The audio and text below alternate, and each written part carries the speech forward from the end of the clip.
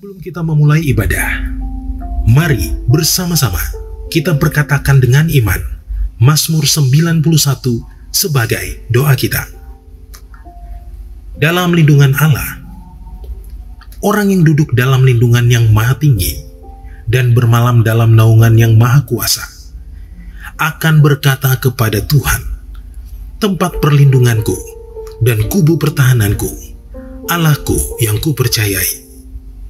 Sungguh, dialah yang akan melepaskan engkau dari jerat penangkap burung, dari penyakit sampar yang busuk. Dengan kepaknya, ia akan menudungi engkau. Di bawah sayapnya, engkau akan berlindung. Kesetiaannya ialah perisai dan pagar tembok. Engkau tak usah takut terhadap kedahsyatan malam, terhadap panah yang terbang di waktu siang, terhadap penyakit sampar yang berjalan di dalam gelap, terhadap penyakit menular yang mengamuk di waktu petang. Walau 1.000 orang rebah di sisimu dan 10.000 di sebelah kananmu, tetapi itu tidak akan menimpamu. Engkau hanya menontonnya dengan matamu sendiri dan melihat pembalasan terhadap orang-orang fasik. Sebab Tuhan ialah tempat perlindunganmu, yang maha tinggi telah kau buat tempat perteduhanmu. Malapetaka tidak akan menimpa kamu, dan tulah tidak akan mendekat kepada kemahmu. Sebab malaikat-malaikatnya akan diperintahkannya kepadamu untuk menjaga engkau di segala jalanmu. Mereka akan menatang engkau di atas tangannya, supaya kakimu jangan terantuk kepada batu. Singa dan ular tedung akan kau langkahi.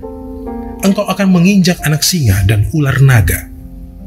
Sungguh, hatinya melekat kepadaku, maka aku akan meluputkannya. Aku akan membentenginya, sebab ia mengenal namaku. Bila ia berseru kepadaku, aku akan menjawab. Aku akan menyertai dia dalam kesesakan. Aku akan meluputkannya dan memuliakannya.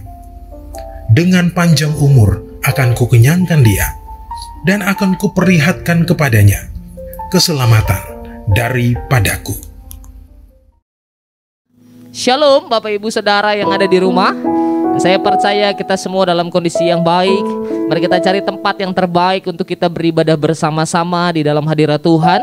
Dan kita mau berikan yang terbaik dalam setiap penyembahan kita kepada Tuhan. Sebab tempat di mana kita beribadah, kita percaya jadi gunung kudusnya Tuhan. Tuhan berperkara di tengah kita, Tuhan buat mujizat. Perkara yang besar terjadi di tengah-tengah hidup kita. Tepuk tangan yang meriah buat Allah kita. Haleluya. Hey. Karena kita percaya api Roh Kudus sedang turun di tengah-tengah kita, saudara. Kemurnian, pembebasan terjadi atas setiap orang percaya. Percaya, katakan amin. Yuk katakan sama-sama. Saudara, dengarlah sangkakala membawa pembebasan bagi semua orang. Kasih tahu kanan kiri saudara. Yeay.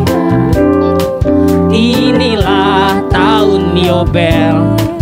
Angkat tanganmu. Lagi dari awal yuk sama-sama katakan. Saudara, saudara, dengarlah sangkakala membawa pembebasan bagi semua orang. Tidakkah kau tahu inilah tahun Yobel? Angkat tangan yuk sama-sama. Kuasa Tuhan terjadi. Yuk katakan bersama-sama. Ini tahun pembebasan. Ini tahun pembebasan. Semua tawanan dilepaskan. Biar mujizat terjadi. Yang lumpuh dan yang lompat sama-sama. Hop. Hey. Sebab ini tahun pembebasan. Hey, haleluya. Katakan sama-sama, saudara, saudara, dengarlah sangka kalah, membawa pembebasan bagi semua orang. Tidakkah kau tahu, inilah tahun Yobel. Angkat tangan yuk sama-sama. Hup. Ini tahun pembebasan. Ini tahun pembebasan. Ini tahun pembebasan. Semua tawanan dilepaskan. Yang lumpuh, siap lompat sama-sama. Hop. Lompat dan bersoraklah, sebab ini tahun lagi. Yeay, ini tahun pembebasan. Ini tahun, kasih tahu kanan kirimu, bilang semua tawanan dilepaskan. Yang lumpuh, siap lompat saudara ya. Lompat. Oh. Lompat dan bersoraklah, sebab ini tahun lebih lagi. Ini tahun pembebasan. Ini tahun pembebasan. Semua tawanan. Haleluya. Yang lumpuh, lompat. Oh. Lompat dan bersoraklah, sebab ini tahun pembebasan. Sebab ini tahun pembebasan. Sebab ini tahun pembebasan. Haleluya. Tepuk tangan yang meriah buat Allah kita. Haleluya. Ada pribadi yang dahsyat dan luar biasa dalam setiap kehidupan saudara dan saya. Amin. Siapa namanya? Yesus sahabat kita. Katakan amin. Kasih tahu kanan kiri saudara, bilang gini, Yesus sahabat setiap kita. Haleluya.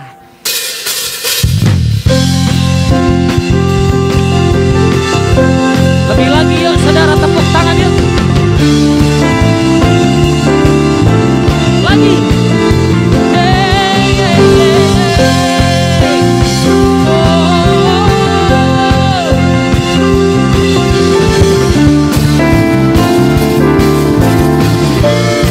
Katakan sama-sama. Hidup yang kupilih membuatku berarti, karena Yesus Tuhan tempatku percaya dan berharap. Buka mataku, lihat sekelilingku, harus nyatakan kebenarannya yang membebaskan. Karena kuasamu, karena kehebatanmu, dapat lakukan perkara besar. Yesus, Kaulah sahabatku. Yesus, Kau yang akan selalu berada di sisiku. Kau sumber kuatku. Lagi. Yesus, Kaulah sahabatku. Yesus, Kau yang tak pernah jemu-jemu di sisiku. Kau sumber kuatku. Tepuk tangan sama-sama. Haleluya. Kami bersorak-sorai karena kehebatanmu ya Tuhan. Katakan, hidup yang kupilih membuatku berarti, karena Yesus Tuhan tempatku percaya dan berharap. Buka mataku, mari lihat sama-sama. Amin. Kebenarannya. Boleh angkat tangan sama-sama. Karena kuasamu, karena kehebatanmu, dapat lakukan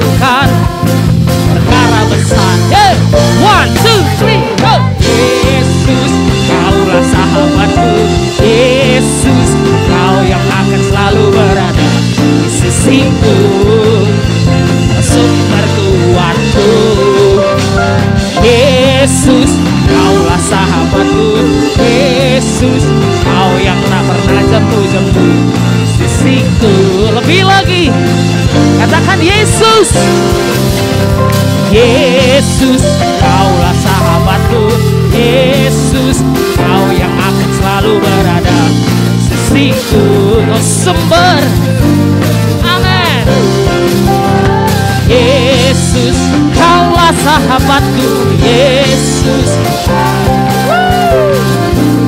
sisiku, Kau sumber kuatku. Sumber lebih lagi. Yesus, Kaulah sahabatku. Yesus, Kau yang akan selalu berada sisiku, sumber kuatku. Yesus, Kaulah sahabatku. Yesus, Kau yang tak pernah jemu-jemu sisiku, sumber kuatku. Kau sahabatku, Kau sahabatku, berada di sisiku. Kau sahabatku selama-lamanya. Kau sahabatku, berada di sisiku selama-lamanya. Tepuk tangan sama-sama. Haleluya. Yeay. Sahabat kita siapa namanya? Yang paling dahsyat siapa namanya? Sorakan haleluya. Haleluya. Wow, semua sukacita katakan amin. Puji Tuhan. Shalom saudara, beberapa dari kita mungkin pernah merasa ada hambatan dalam pertumbuhan iman, sehingga kita sering mempertanyakan, apakah saya sudah mengalami pertumbuhan iman? Dalam edisi Voice of Pentecost kali ini, kita akan membahas tentang bertumbuh harus disengaja. Max Lucado pernah berkata, Tuhan tidak pernah berkata bahwa perjalanan hidup kita akan mudah, tapi Dia berjanji pada saat kita tiba, kita akan merasa bahwa semuanya jadi layak. Kata-kata di atas mengingatkan kita bahwa Tuhan tidak pernah berjanji perjalanan iman kita akan mudah, tapi Ia berjanji bahwa pada akhirnya semuanya akan sepadan dengan perjuangan dalam perjalanan hidup kita. Lalu, apa peran Tuhan dalam pertumbuhan kita?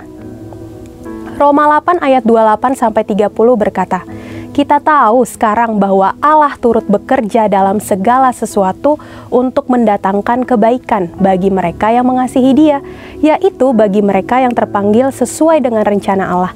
Sebab semua orang yang dipilihnya dari semula, mereka juga ditentukannya dari semula untuk menjadi serupa dengan gambaran anaknya, supaya Ia, anaknya itu, menjadi yang sulung di antara banyak saudara, dan mereka yang ditentukannya dari semula, mereka itu juga dipanggilnya, dan mereka yang dipanggilnya, mereka itu juga dibenarkannya, dan mereka yang dibenarkannya, mereka itu juga dimuliakannya. Dari 3 ayat ini, kita bisa melihat ada 5 peran Allah dalam pertumbuhan iman kita. Yang pertama, Tuhan yang memilih. Kita adalah orang-orang pilihannya. Kita harus meresponi Dia dengan datang padanya. Yang kedua, Tuhan yang menentukan.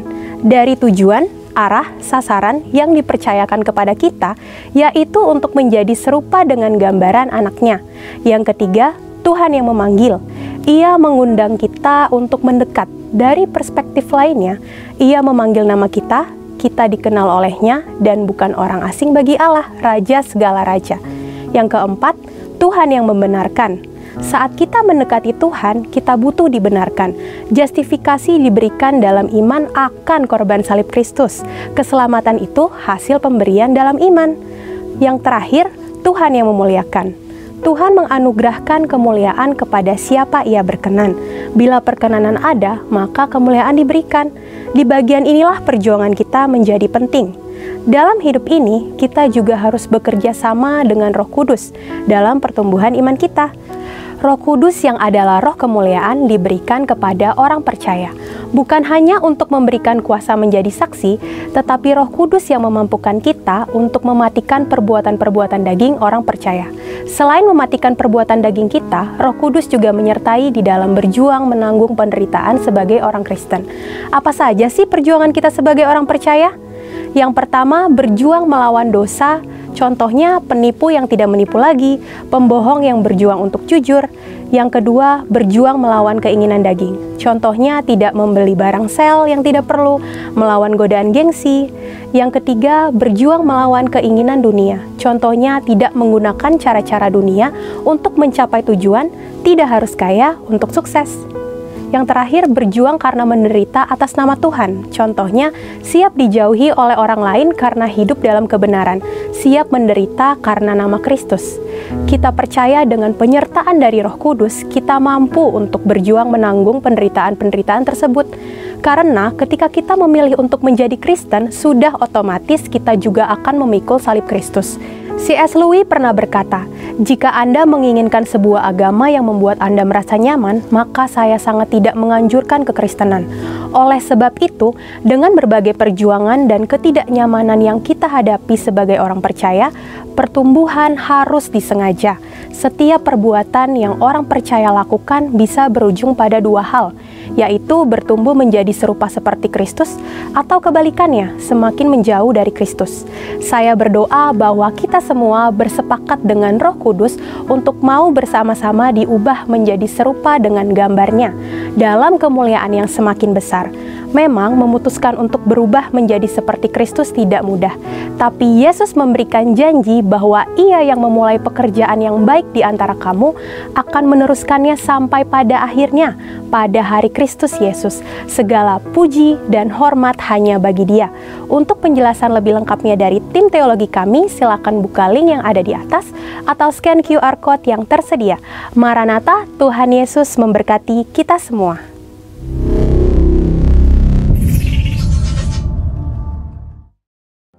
Sebelum lebih lagi kita masuk dalam pujian penyembahan dan firman Tuhan, bersama-sama kita deklarasikan Pentakosta ketiga.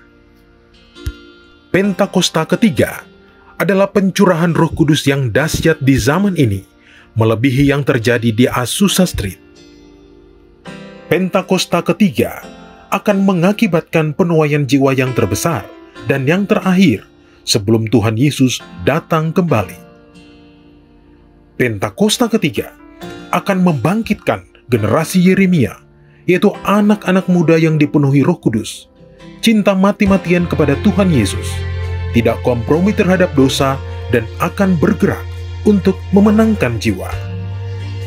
Pentakosta ketiga lahir di Indonesia dan bergerak ke bangsa-bangsa. Gerakan ini dari timur ke barat dan akan kembali ke Yerusalem. Pentakosta ketiga akan memberikan kuasa untuk menyelesaikan amanat agung, dan setelah itu Tuhan Yesus datang kembali. Haleluya, haleluya. Tuhan Yesus, Engkau baik buat kami. Thank you, Lord. Sucikan dan kuduskan hati ini untuk layak menghadap hadirat-Mu. Tubuh, jiwa, rohku kuserahkan padamu. Ku menyembah-Mu. Tinggikan nama-Mu ya Tuhan. Mulialah nama-Mu ya Tuhan. Tiada lain seperti Engkau ya Allahku. Besar kuasa-Mu.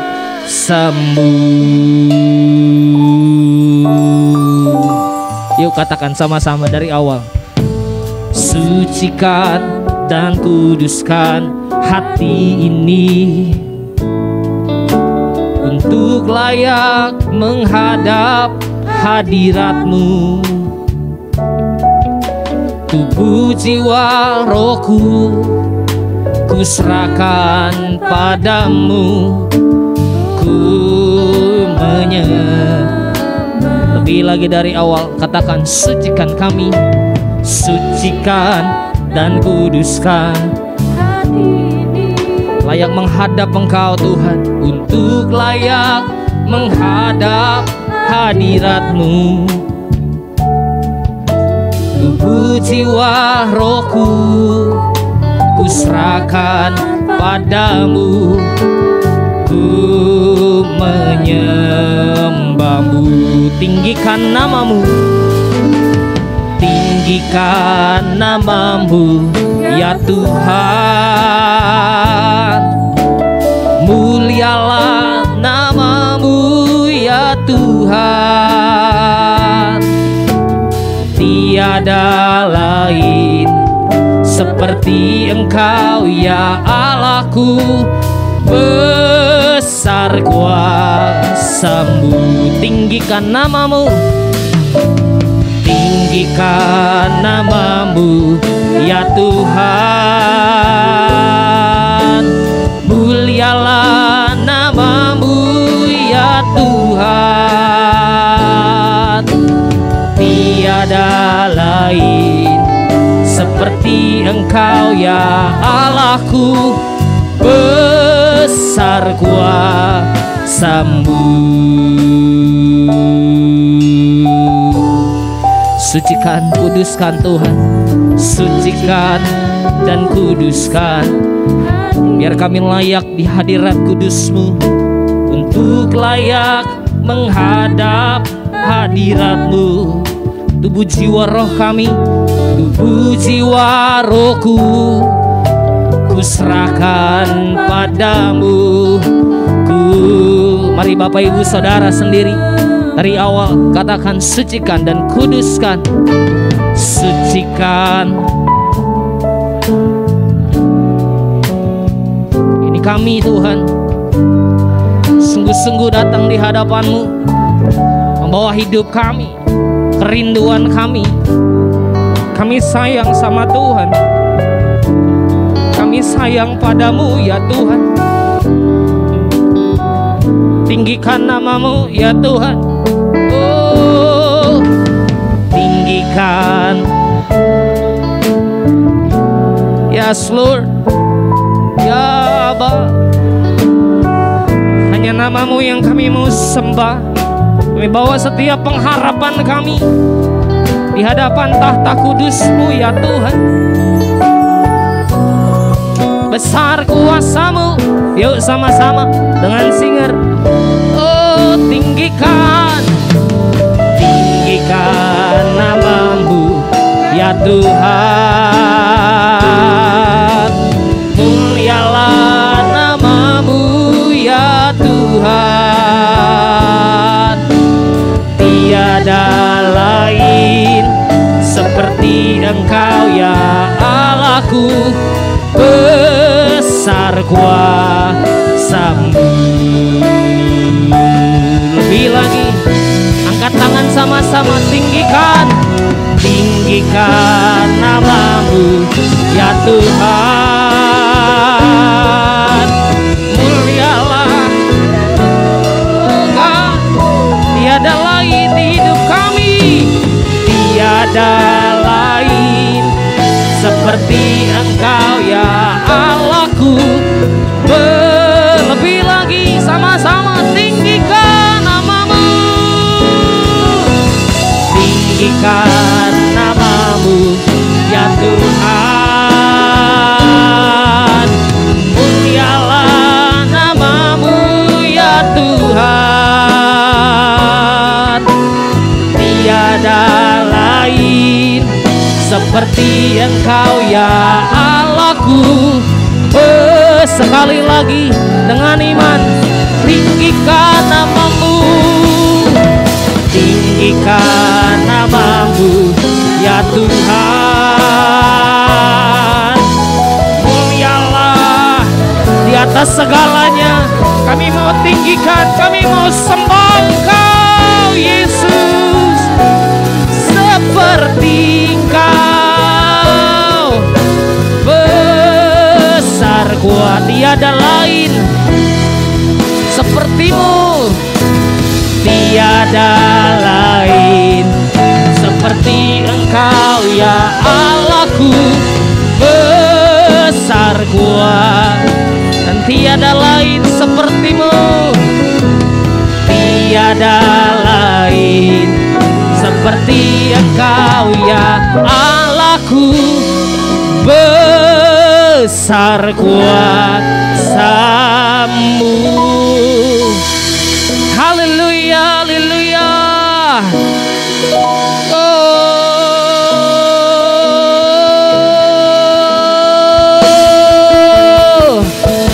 Yesus, Kau segalanya. Tiada yang lain ya Tuhan.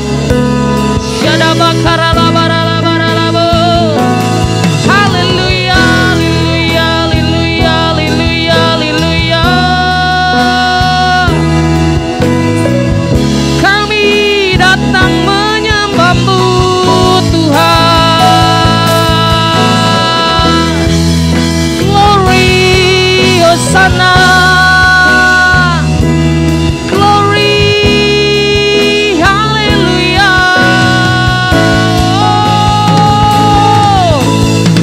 Shanaya naralaba yararararaba yaralabo. Kiriararalaba yaskandirianaramo. Skararalabalabo. Kudus, kuduslah Tuhan. Hanya Kau yang layak disembah. Yesus, ku percaya kuasa-Mu nyata. Haleluya.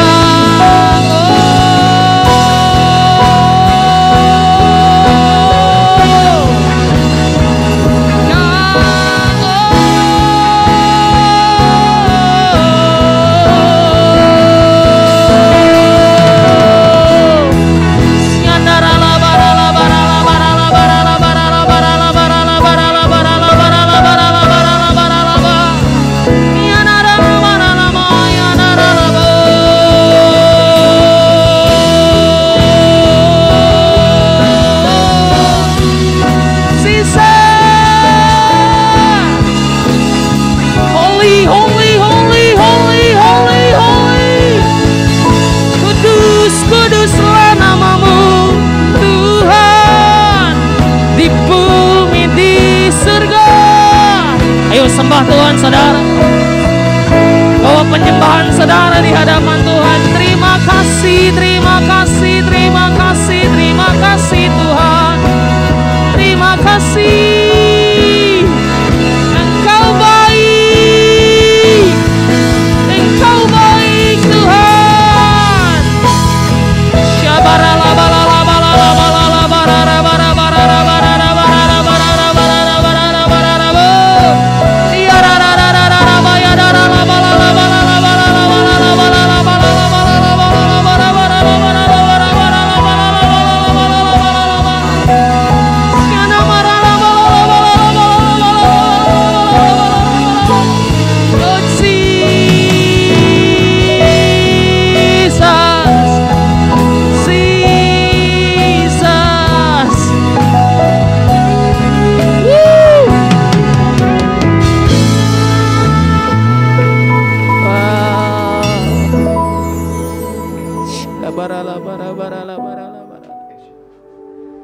Shalom jemaat yang dikasihi Tuhan Yesus.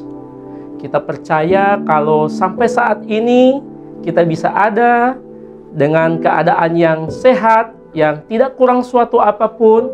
Ya, saya percaya ini semua bukan karena kuat dan gagahnya kita, tetapi semuanya karena berkat dan anugerah Tuhan Yesus. Saudara-saudara, ya, saya percaya saudara-saudara bukanlah orang-orang Kristen yang biasa, jemaat yang biasa, tapi saya yakin dan percaya saudara-saudara adalah murid-murid Tuhan Yesus yang luar biasa, murid-murid Tuhan Yesus yang setia. Yang murid Tuhan Yesus yang setia, katakan, saya bangga jadi murid Tuhan Yesus. Oke, saudara-saudara, sebelum kita mendengarkan firman Tuhan, mari kita berdoa. Terima kasih Tuhan Yesus, kami mengucap syukur buat berkat dan anugerah-Mu ya Tuhan. Kami bisa beribadah kepadamu dan kami mau mendengar firman-Mu. Berikan kami hati, telinga, mata sebagai seorang murid-Mu yang sejati. Berikan kami hikmat, pengurapan daripadamu untuk mengerti setiap kata-kata dari firman-Mu. Terima kasih Bapa, di dalam nama Tuhan Yesus Kristus. Haleluya. Amin. Mari Bapak Ibu kita membaca firman Tuhan yang terambil dalam Lukas 14 ayat 25-29 dan kita akan lanjutkan di ayat yang ke-33.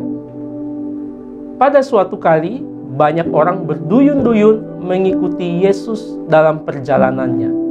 Sambil berpaling ia berkata kepada mereka, "Jikalau seorang datang kepadaku dan ia tidak membenci bapaknya, ibunya, istrinya, anak-anaknya, saudara-saudaranya laki-laki atau perempuan, bahkan nyawanya sendiri, ia tidak dapat menjadi muridku.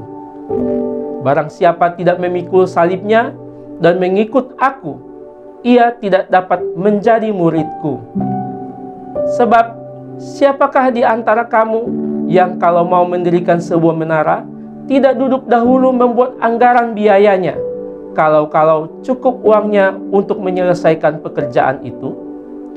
Supaya jikalau ia sudah meletakkan dasarnya dan tidak dapat menyelesaikannya, jangan-jangan semua orang yang melihatnya mengejek dia. Demikian pula lah tiap-tiap orang di antara kamu yang tidak melepaskan dirinya dari segala miliknya, tidak dapat menjadi muridku." Amin. Demikian pembacaan firman Tuhan ya.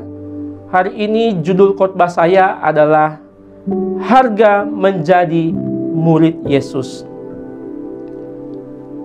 Saudara-saudara, saya percaya pada zaman itu ada banyak orang-orang mengikuti Tuhan Yesus. Bahkan Alkitab mencatat banyak orang berduyun-duyun mengikuti Tuhan Yesus.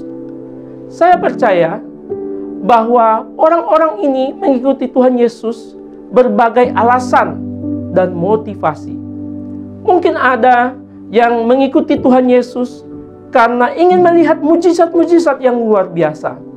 Mungkin ada juga yang mengikuti Tuhan Yesus karena ingin memperoleh mujizat, ataupun dia sudah disembuhkan dan ingin berterima kasih dan mengikuti Tuhan Yesus. Ada pula yang mengikuti Tuhan Yesus karena terkesan dengan khotbah pengajaran dari Tuhan Yesus. Mungkin ada yang mengikuti Tuhan Yesus karena terpesona dengan karisma Tuhan Yesus. Saudara-saudara, saya percaya di zaman ini juga banyak orang-orang menjadi murid Tuhan Yesus, menjadi orang Kristen karena berbagai alasan dan motivasi. Saudara-saudara, ketika Tuhan Yesus melihat ada banyak orang yang mulai mengikutinya, Tuhan Yesus memberikan syarat-syarat bagaimana supaya mereka menjadi murid Tuhan Yesus yang sejati. Nah, saat ini kita akan belajar dulu apa syarat-syaratnya. Dalam Lukas 14 ayat 26. "Jikalau seorang datang kepadaku dan ia tidak membenci bapaknya, ibunya, istrinya, anak-anaknya, saudara-saudaranya, laki-laki atau perempuan, bahkan nyawanya sendiri, ia tidak dapat menjadi murid-muridku. Barang siapa tidak memikul salibnya dan mengikuti aku, ia tidak dapat menjadi murid-muridku. Demikian pula lah tiap-tiap orang di antara kamu yang tidak melepaskan dirinya dari segala miliknya, tidak dapat menjadi murid-muridku." Saudara-saudara, ya, untuk menjadi murid-murid Tuhan Yesus, kadang-kadang kita menghadapi banyak kendala, banyak tantangan.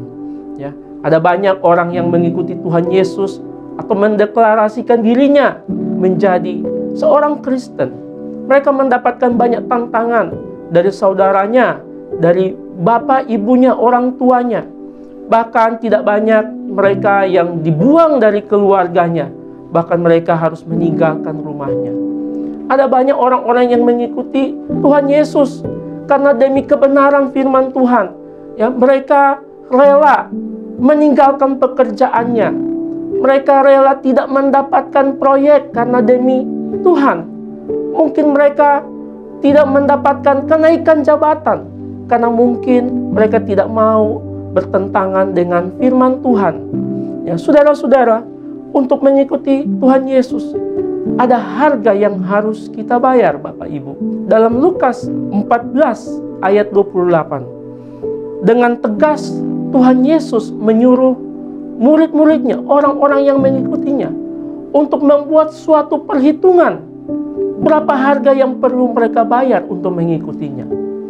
Ya, Tuhan Yesus berkata, sebab siapakah di antara kamu yang kalau mau mendirikan sebuah menara tidak duduk dahulu membuat anggaran biayanya, kalau cukup uangnya untuk menyelesaikan pekerjaan itu. Saudara-saudara, apakah saudara-saudara sudah menghitung untung ruginya untuk mengikuti Tuhan Yesus?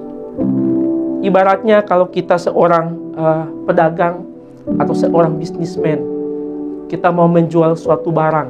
Nah, kita pasti harus mengetahui berapa nilai barang ini, berapa harganya yang cocok, berapa nilai jualnya, ya, supaya kita bisa mendapatkan sebuah keuntungan.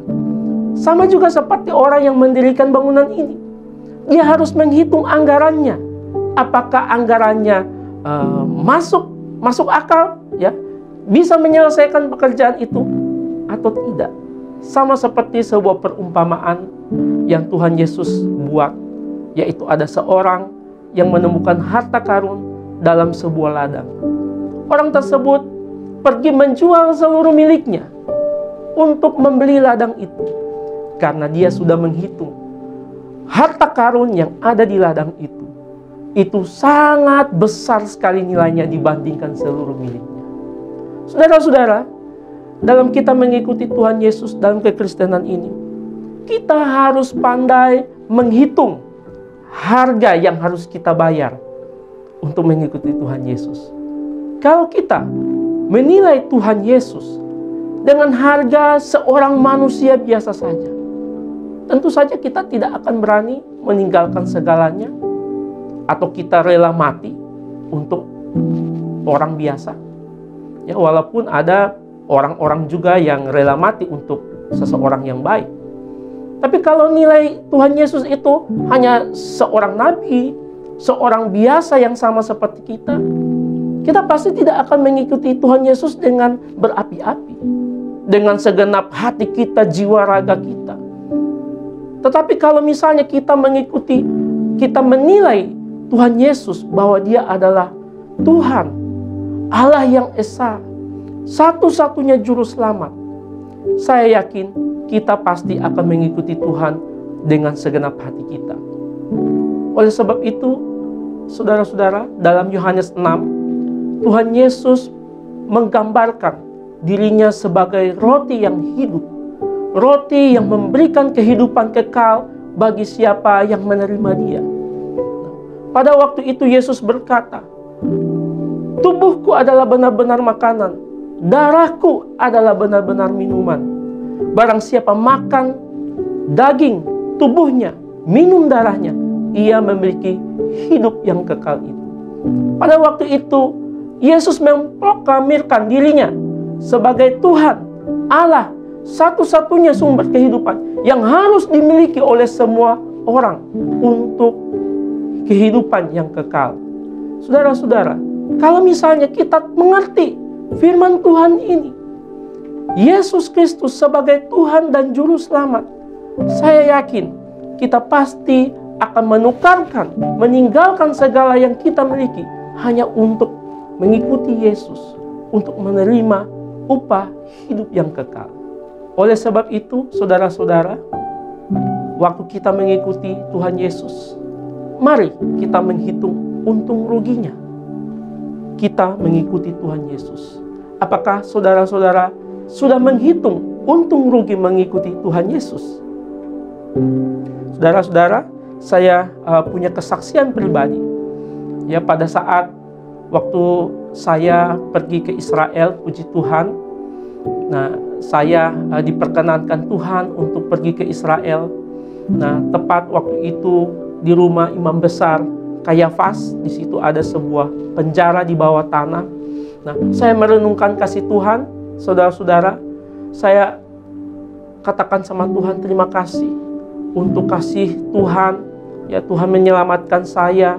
Tuhan menanggung dosa-dosa penderitaan karena saya. Nah, waktu itu saya sangat bersyukur sekali. Tapi pada waktu saat itu, tiba-tiba Tuhan berbicara kuat di hati saya. Suaranya kuat, tapi sangat lembut sekali.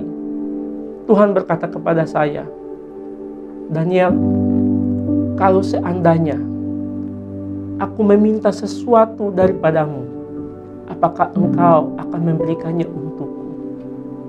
Jujur, saudara-saudara, pada saat itu saya terdiam, saya menangis, pikiran saya menerawang. Ya, saya udah mulai memikirkan bagaimana kalau Tuhan minta pekerjaan saya. Bagaimana kalau misalnya Tuhan minta anak-anak saya seperti Abraham. Bagaimana kalau Tuhan minta istri saya atau apapun yang Tuhan minta. Nah, pada waktu saat itu, ya, saya tidak bisa memberikan jawaban kepada Tuhan. Saya bilang, Tuhan, saya belum bisa memberikan jawaban apakah saya bisa atau tidak. Karena pada waktu itu, jujur, saya belum siap, Bapak Ibu. Padahal saya sudah lama jadi orang Kristen, Bapak Ibu. Nah, waktu itu saya pikir-pikir, waduh, kenapa saya jawab seperti itu? Karena bagi saya gini, Bapak Ibu, kita jangan banyak janji kepada Tuhan, tetapi akhirnya kita bohong Tuhan gitu. Jadi lebih baik saya itu tidak menjawab. Jadi saya bilang, Tuhan, saya tidak bisa jawab. Tapi waktu saya merenungkan, saya pikir, waduh, harusnya jawabannya, ya, saya akan lakukan apapun yang Tuhan minta. Ya. Dan saya berpikir, aduh Tuhan, apakah ada kesempatan yang kedua? Ya. Dan puji Tuhan, Bapak Ibu, satu saat saya jalan-jalan ke Jakarta, diajak adik-adik saya masuk ke sebuah mall yang mewah. Nah, di situ ada toko furnitur. Nah, saya masuk ya untuk cuci mata saja, Bapak Ibu, ya, nggak belanja ya, cuci mata. Saya lihat-lihat ada kursi-kursi ya, meja-meja dan sebagainya. Nah, saya berpikir, wah, ini mahal banget ya. Ada satu kursi harganya 50 juta. Dalam hati saya bilang, waduh, ada juga ya orang gila mau beli kursi ini. Ya. Nah, pada saat itu saya katakan seperti itu karena jujur, saya tidak mampu beli kursi itu. Tapi saya ngobrol dengan Tuhan, saya bilang, Tuhan, bagus juga ya. Kursi-kursi, meja-meja sini ya, bagus sih. Ya sesuai harga sih, gitu. Ya ada harga, ada barangnya. Nah, pada waktu itu, Tuhan berbicara kepada saya. Daniel, seandainya jika kamu sudah bekerja keras sedemikian lama, ternyata kamu tidak bisa mencapai semua cita-cita kamu, bagaimana? Pada saat itu, saudara-saudara, saya tahu Tuhan sedang meminta cita-cita saya. Tuhan sedang meminta impian saya. Waktu itu, saya mulai berpikir, bagaimana ya? Nah, saya bilang sama Tuhan, Tuhan, saya rela tidak mencapai cita-cita. Kalau saya pun hidup sudah berjuang dan saya tidak mendapatkan apa-apa, mungkin saya bisa hidup miskin. Saya tidak apa-apa, Tuhan. Tapi satu hal yang saya ingin katakan, saya tidak bisa hidup tanpa Tuhan Yesus. Saya waktu itu sudah di dalam hati, dalam mental saya, ya udahlah, ya udah siap miskin lah, ya seperti itu, nggak apa-apalah. Besoknya pagi-pagi, saudara-saudara, seperti biasa, saya bangun pagi, saya duduk di pinggir ranjang, saya menghadapkan muka saya ke jendela, saya mulai berdoa, mengucap syukur Ya, puji Tuhan, ya masih ada sampai saat itu. Nah, pada saat saya berdoa, seperti mata saya melihat ada laut yang luas. Nah, saya melihatnya dari kejauhan.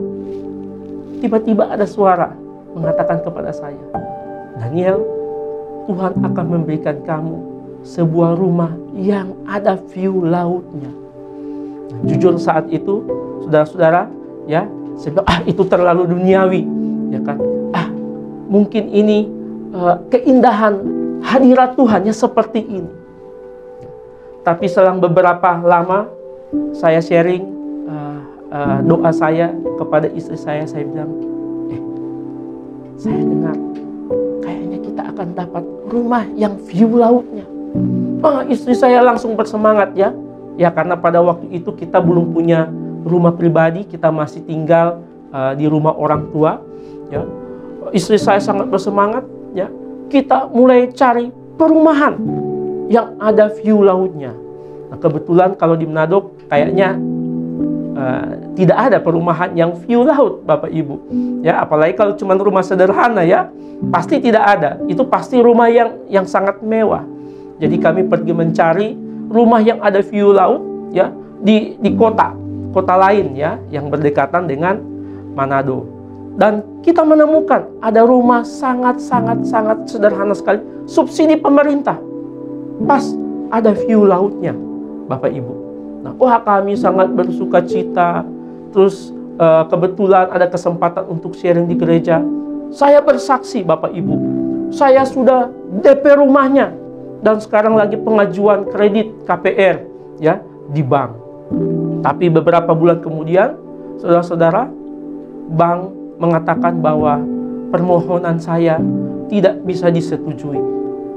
Nah, yang membuat saya sedih bukan karena saya nggak bisa dapat rumahnya, saudara-saudara. Tapi rasa malunya, saya sudah bersaksi di gereja bahwa rumah itu saya sudah dapat. Ya, saya diam-diam aja, ya. Nah, selang beberapa tahun, saya juga sudah lupa. Ya, satu saat ada muncul juga keinginan, ya. Nah, kebetulan ada pendeta di gereja kami, dia bilang begini kepada saya, Daniel, kayaknya kamu itu tidak cocok beli rumah kecil. Kamu harus beli mansion. Nah, ya lihat kantong Bapak Ibu. Tapi saya dalam hati katakan, amin ya. Wah, saya merasa seperti dinubuatkan ya punya rumah mansion yang besar Bapak Ibu. Nah, jadi saya lanjutkan perjalanan keliling-keliling ya, keliling sambil kerja, keliling-keliling kota Manado. Dan luar biasa ya. Ternyata rumah yang saya impikan, yang ada view lautnya, ternyata ada ya. Dan kami puji Tuhan, diberkati Tuhan dengan luar biasa, dan Tuhan memberikan rumah sesuai janjinya, ada view lautnya, rumah yang besar ya kepada kami Bapak Ibu. Saudara-saudara, yang saya banggakan bukan rumah yang besarnya ya, tetapi saya bangga saya memiliki Tuhan yang berjanji dan Tuhan yang sanggup menggenapi setiap janji-janjinya. Luar biasa.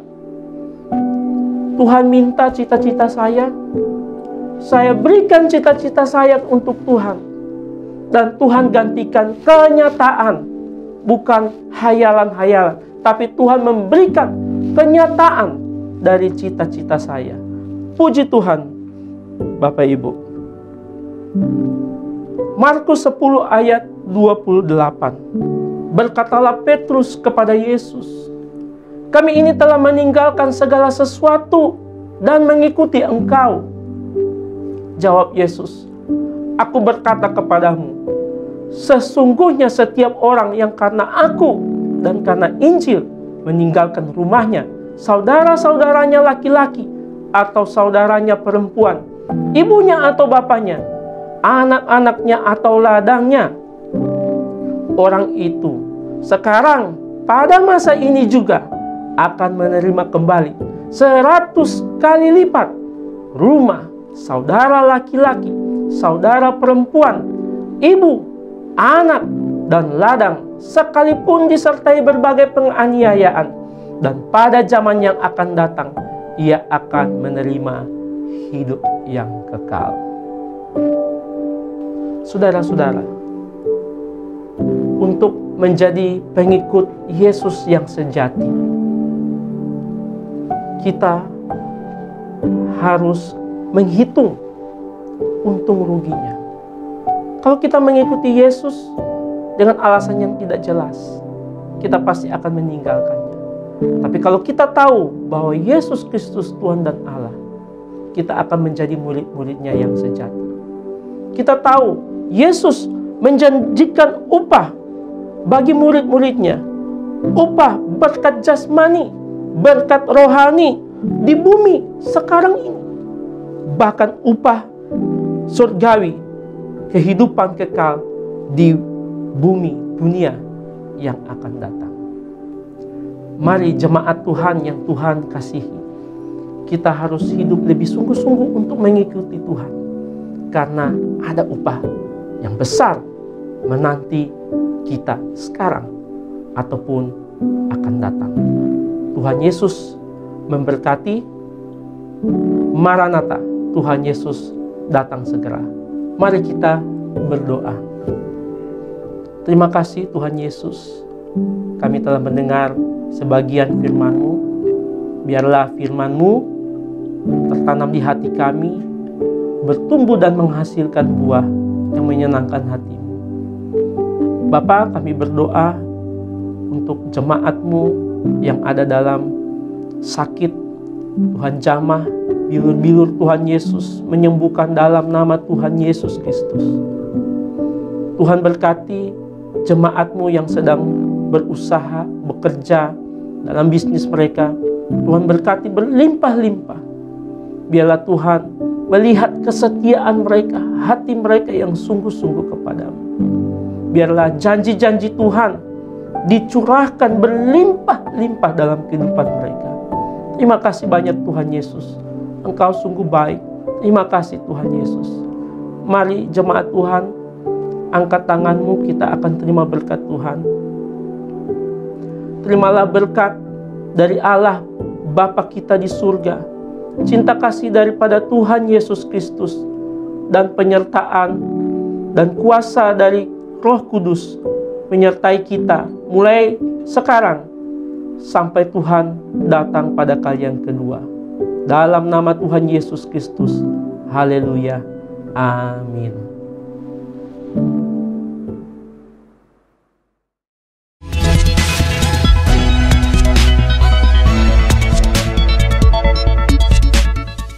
Shalom Bapak Ibu dan teman-teman sekalian. Saya akan menyampaikan informasi dari Rayon 1G. Bagi Bapak Ibu yang belum mengetahui, Rayon kita yaitu Rayon 1G sudah memiliki mobile apps atau aplikasi yang dapat diinstal di smartphone, baik di Android phone atau iOS phone. Untuk yang belum menginstal aplikasi GB Rayon 1G, dapat mendownload di Play Store bagi yang menggunakan smartphone Android, atau di App Store bagi yang menggunakan smartphone iOS, dengan mengetik di mesin pencarian GBI Rayon 1G. Di dalam aplikasi GB Rayon 1G, Bapak Ibu bisa banyak mendapatkan berbagai informasi dan manfaat. Contoh informasinya adalah Bapak Ibu bisa mengetahui visi dan misi Rayon kita, perjalanan Rayon kita dari awal sampai terbentuknya Rayon 1G, struktur dan cabang-cabang Rayon kita yang tersebar baik di Jakarta Timur dan Pusat, Depok, Kalimantan Barat, Bali, dan Manado. Bapak Ibu juga dapat mengetahui kontak person dan alamat dari setiap cabang GBI Rayon 1G. Dan terdapat juga informasi mengenai kontak person KUL. Jadi, Bapak Ibu yang belum tergabung dalam KUL dan rindu untuk bergabung, dapat menghubungi kontak person yang tersedia di aplikasi GBI Rayon 1G. Salah satu manfaat yang akan diperoleh bagi Bapak Ibu yang belum terregistrasi atau terdaftar di cabang, dapat melakukan registrasi di aplikasi GBI Rayon 1G yang akan diarahkan sesuai dengan cabang Bapak Ibu berada. Bapak Ibu juga dapat mengikuti program pembacaan Alkitab bersama-sama yang sudah di-setup atau di-schedule di aplikasi GBI Rayon 1G. Dan masih ada lagi beberapa informasi dan manfaat yang diperoleh apabila Bapak Ibu menginstal aplikasi GB Rayon 1G. Bagi Bapak Ibu yang butuh informasi tambahan mengenai aplikasi GB Rayon 1G, jangan ragu untuk bertanya ke pekerja setempat yang akan membantu Bapak Ibu. Sekian pengumuman untuk GB Rayon 1G. Tuhan Yesus memberkati.